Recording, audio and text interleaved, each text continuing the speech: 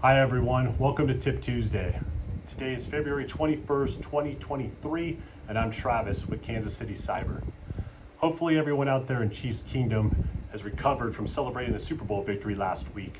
I think we can all agree that was an amazing game, and major props to the organization for bringing the trophy home to KC, and let's run this back in 2023. Getting down to business, today I wanted to conclude our two-part conversation on multi-factor authentication by discussing the different methods available for MFA. Depending on your software solution, there may be variants from what we discussed today. However, for a good rule of thumb, let's look at the MFA options available from Microsoft 365. To refresh your memory, multi-factor authentication is an authentication method that requires more than one factor to be let in.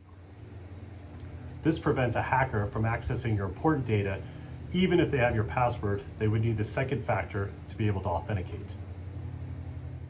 For 365, the most common methods available are phone call, text, email, and Microsoft Authenticator app. Let's look at each one individually. Let's start with phone call. After you type in your password, Microsoft will call your phone for authentication. This is Microsoft's sign-in system. If you are trying to sign in, press the pound key to finish signing in. Your sign-in was successfully verified. Goodbye. The second method is text. After you log in, you'll see this screen. You will then receive a text on your phone with a code. Type that code in and proceed. The third option is email. If you want to receive the code to a third-party email, you can do that as well. However, a caveat here is that it must go to a separate email other than the one associated with your 365 account. Like text, you will receive a code to enter. Type in the code and proceed. Lastly, the most common method used is the Microsoft Authenticator app. There are currently two ways to use Microsoft Authenticator. The first and more basic is to simply have the Authenticator pop up on your phone for approval.